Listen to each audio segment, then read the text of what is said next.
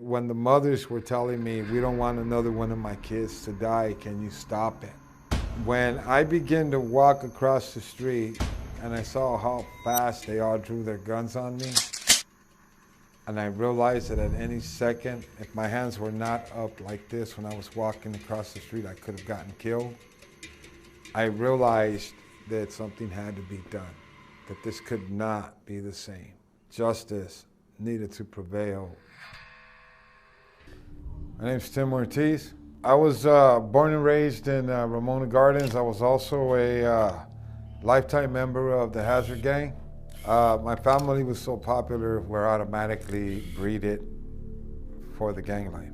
My uncles, generations of gang members were, they came out of my family from my grandma to my uncles and aunts. So I automatically fell into the barrio at 12 years old. Gang banging is, it is a unique lifestyle. It's hard to understand what would motivate somebody like me to be from the gang for years and years and not think of losing a lifestyle. But the gang to me was everything. You've been shot before, right? In the gang? Yeah, I've been shot several times. You consider that being a deterrent to want to move you away from that lifestyle or give you more incentive to keep pushing? People don't understand the black market, the black trading. They tend not to understand the world of corruption. People like corruption, bro. People like the thrill of doing something and getting away with it and not getting caught. And being a gang member makes that game when we were kids, cops and robbers, a more reality, because when I got into the gang, LAPD was not my friend. Neither was the sheriff's department or any other law enforcement. They were not my friend. And they live up to that standard as well. So to a gang member, they're considered another gang. And that's all they were considered to me. I love gang banging. That was all I knew. So you were exposed to a lot of violence as a gang member? When I was a kid, I was exposed to violence growing up. I saw my dad beat my mom. My dad beat me for no reason, was telling me that I was never gonna be I wasn't his kid, I belonged to somebody else. Every time my little brothers did wrong, I got the beating for it because I was told I wasn't his kid. And it escalated. I seen my mother stab him 7 times. I seen my mother try to kill him with rat poison. I seen my mother throw hot lard on him, hit him with the iron, fully heated. I saw that lifestyle, so I automatically was not immune to violence. But what I was immune to was seeing somebody that was supposed to protect me and me have the confidence that when I seen a black and white or a sheriff, that sense of security could not be there because I saw the bad part. I saw the gang part of the departments. When you see the crimes that the LAPD officers do, when you're being a gang member and they get away with it, bro, they're just a gang to you, bro. That's all they are. They're just criminals with the right to kill. So you had a turning point in your lifestyle and it changed your life, basically.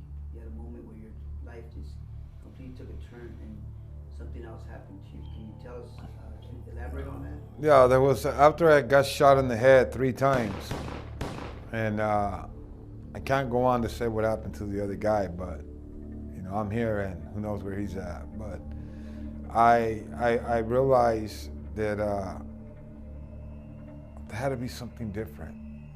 That this wasn't a lifestyle. I was sitting there and I was so far gone before I was a community activist from PCP that people would call me a chemical factory. They'd call me a pharmacy. They used to call me sickathy because I was so tore up on drugs, I was sick-minded. People live for that kind of stuff in the gangs, bro. They live for sex, drugs, and rock and roll. You know what I mean? They live it life to the fullest. But I never looked at LAPD as something I would want to be because I experienced the hands-on corruption from the beginning. I saw what they would do to people that they would consider gang members when they would come and grab them and take them and drop them off in rival gangs. It's done a lot to the Crips and Bloods, where Bloods are caught, they're dropped off in Crip neighborhood, or you know, Big Hazard, you're caught, you're dropped off in 18th Street, and they know what they're doing. They'll leave you right there and take off. And I've seen all this. I've seen the crookedness in the department as well as the crookedness in the gang, and they're pretty much hand in hand, bro. They're at the same level. So you just made a mention of a word. You said activist. I want to hear about that. When did you initiate that? Right? And why? What was going on? Well,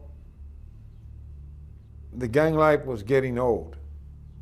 And I started looking at everybody that I knew. And a lot of the veteranos that I once looked up to were homeless, were sleeping in abandoned cars, abandoned buildings, sleeping in a park bench, you know, sleeping in holes in the wall, slamming heroin, doing drugs, doing whatever they can do. You know what I mean? And that was their lifestyle. And one day the Lord told me, that's you if you don't come to me. That's your future. I have a plan for you. So it was at that moment where I realized that God had a plan for me, but something had to be done. I wanted to give back to the community that I once terrorized. And when I started doing that, I automatically fell into becoming against the grain. The homies were constantly checking on me. They would pop in the community meetings. They'd see me there. And they were just checking to make sure that I made sure LAPD wasn't involved in the meetings. I had that coming against me. And then I had law enforcement looking for the opportunity to talk to me for a little bit. Then they would start popping the questions. Hey, who's this guy? Or what do you know about this? And, you know, I was just there to make a difference. I knew I had to make a difference somehow or some way. Something had to be done. And I started getting involved with cleaning up the community, you know, having weeds, junk, everything, all the debris thrown, and I'd get a group of kids around, and that worked fine. We would ask Subway if they wanted to sponsor a cleanup, and we'd clean up a couple of blocks and feed the kids some sandwiches. And then I seen that these kids just wanted something to do. But when they killed Artudo Jimenez, that made a tremendous impact in my life, because it made me wonder if we're ducking bullets from another gang member, and LAPD can kill somebody, or the sheriff's department can kill somebody and just leave them there to die. Like if he was some kind of a dog that didn't have a mother or a father, or didn't have any kids or any life, or somebody didn't know him. This was a human being. This was a creature that God created, that God loved, and he dies in the hands of somebody that we are paying to protect and serve. Who was Artudo Jimenez, since you knew him? Artudo Jimenez was a friend of mine, de aquellas type guy, you know, un pisto de aquellas, a beer, you know, here and there, joint here and there. Let's go party, let's go to the beach, let's do this. He wasn't known for jumping in a car with a couple of straps and doing stuff like that. He was killed behind somebody throwing a bottle. At that point, I began to realize that there was a bigger need in the community. And when Artudo Jimenez was killed and just left to die like that, I had no hope at all. I had no hope with law enforcement. I was like, if they can do that and get away with it and brush it underneath the carpet, if I was to do it, would they look at me the same? No, they'd throw the book at me. They'd do everything they can to make sure I would not get out. When they killed this guy and they had no consideration for his mother, they had no consideration if he had kids, they were just trying to justify an act that they did, killing a guy over somebody throwing a bottle. It was a police car that hit the bottle. It didn't hit a police officer. It was a bottle that was thrown. It could have been anybody.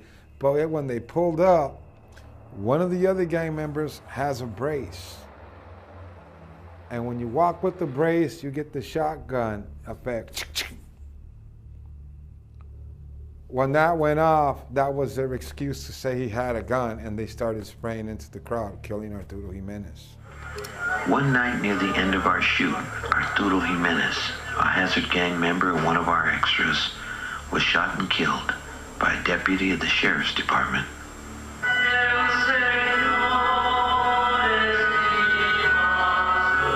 makes me sad, bro. You know, there's a lot of sadness in my neighborhood.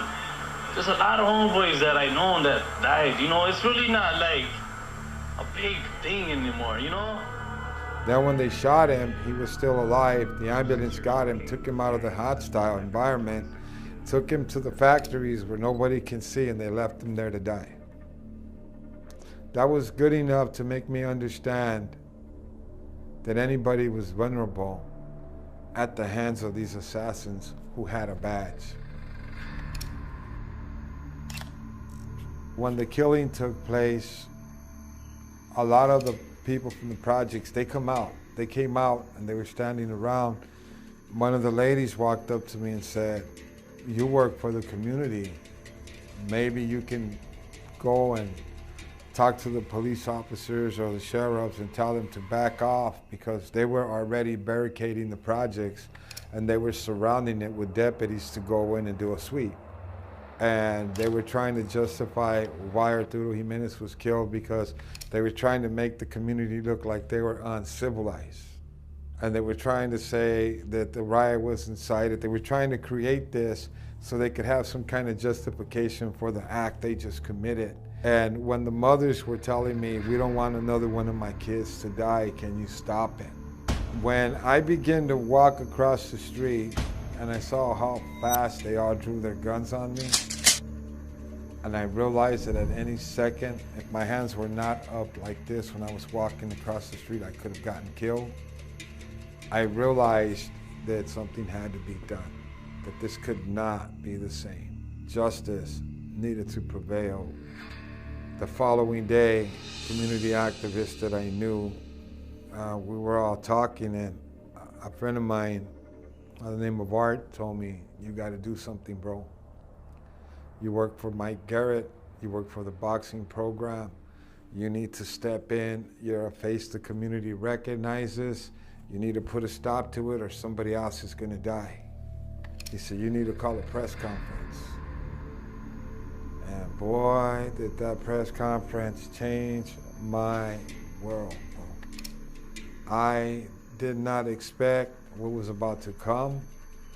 I had no idea the struggle and the giant I was up against. But I opened my mouth and I sat there and I remember that I just said, "Sherman Block, I want your job. I'm coming after you. I'm coming after your deputies, and I'm coming after your killers behind the badge." After I said that, my whole life was not the same. It's changed. It changed overnight. From one minute to the next, I was somebody I didn't know how to be. And that somebody I didn't know how to be was carrying the community to the next stage, meaning anything I would have did wrong could have led to a riot, could have led to another murder, could have led to me getting killed. It got bad. I was getting threats, you being an ex-police officer, me getting threats every day. I was getting phone calls. I was going to the protesting. And the more I saw that the sheriff didn't like it, the more I didn't like it either. The more I became more motivated to continue to finish the fight, because I already didn't like law enforcement. I saw the corruption of law enforcement. I lived it. I saw the setting up, the framing. I saw everything they do. I saw how they would put cocaine in your pocket when they were searching you and say, "Oh, look what we found." I saw that, hands first. So I never liked them. That was the big push. The second big push was when they came and they tried to annihilate and my character and who I was, and they would start saying in the press that I was just a gangbanger and I was just this and everything else. That came out, and I really looked forward, and I felt like I had a vendetta now. I had something that I had to correct. Something had to be done. And there was nothing that was going to stop me after that. I jumped in on this. I didn't know what I was doing. I didn't know I was going to have to run the rest of my life. I didn't know I was going to have to wear bulletproof vests. I didn't know that I was going to have volunteer security guards to protect me everywhere I went. Routines where, things went through me that I couldn't imagine, bro. before a press conference, people would go the day before, and we would set up an escape route, because we had former LAPD officers who were against the department, and they knew what to expect. So they would come out and they would say, tomorrow's protest going to be here. You need to meet me here. We got to come up with an escape route. Once you're done, we got to get you out of there. So similar to like what the president, what happens to him when he gives his speech or and he's in a hostile area, how he walks out and somebody cuts in and he just disappears. Well, that's what this former police officer was doing for me, and got some of the gangbangers to be my guards. And he says, look, here's how you do it. The routine is once you make your press conference, you walk away from the scene, you just disappear in the crowd, and we have a car waiting for you. The escape routes, everything had to be planned. Everywhere I went, I had that hanging over me, that if a deputy catches me, who knows what he's gonna do. Was it worth the sacrifice?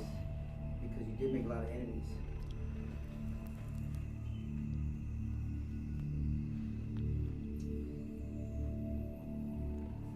Would I do it again? Yeah. Would I put my life on the line for something that's not right? Yeah, I would do it again, and I'll do it again. It was the biggest satisfying thing I ever got, because I had the ability to kick politicians where the sun don't shine and let them know this Mexican who you thought, this ex-Cholo who you thought was not gonna get this independent investigation for a wrong that you did, proved you guys wrong. And that was the biggest satisfaction that I've ever got in my life. It was a championship bout for me. It was the Super Bowl for me. It was something that for a community activist who was just made activist overnight, and to jump in and to get a big victory over a dinosaur like the Sheriff's Department was far beyond a Super Bowl ring. Because that's a story that nobody could ever tell but me.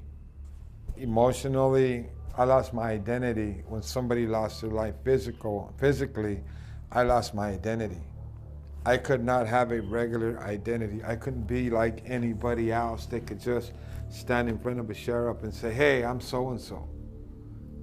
I lost that. And I could never gain that back. I could never gain those years back where I couldn't do things. My wife was a sheriff. She worked for the Sheriff's Department as a court clerk. Not once had I ever be able to go to any of the Christmas balls or anything like that, because I knew that I was a hot commodity. I was a hot tamale, bro. Any peace officer would have got me at that time. Any system I would have hit, anybody that works law enforcement knows I wouldn't have made it out. But it was worth it. It was well worth it. And it even led to where I'm about to be doing now. And it's changed my life completely to the point where I know that the only one that corrects things and does the right things is God. What do you think will help improve the relationship between the community and the police departments, sheriff's departments?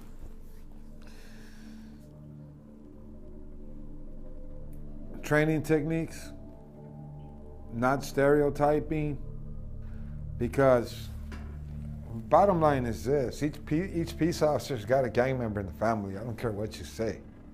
They got a cousin, a sister, a prima, a primo, a brother-in-law, a son-in-law, something that's a gangbanger.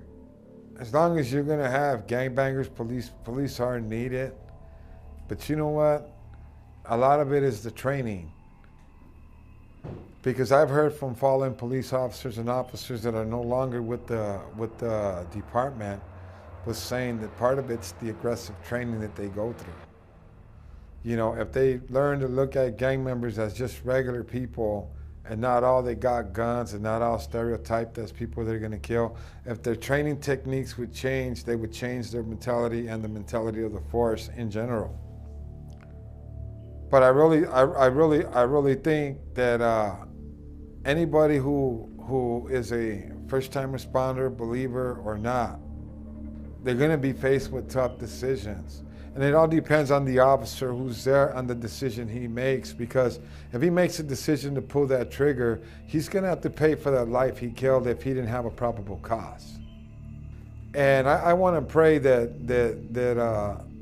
if you're working for the department right now and you're hearing this interview, don't leave your house without praying. Seek the Lord in all you do. Because police officers, they need God, just like anybody else. They're susceptible of making mistakes just like me and you can. But I do thank God that He's the reason why I was able to be put in that position to survive the protesting and to survive the threats and the constant having to wear a bulletproof vest and to living the life that I had no life. I became accustomed to it. And becoming accustomed to it actually led me closer to the Lord, because I couldn't break no law. I would have walked right in to a Meshach, Shamrock, and Abednego situation in the furnace with a Sheriff Block or somebody who was there if I would have fell into the system. I wouldn't have made it out. But I learned one thing. I learned that justice has a price to pay, and it's not cheap. Anybody can break the law, but nobody should be invincible of doing the time.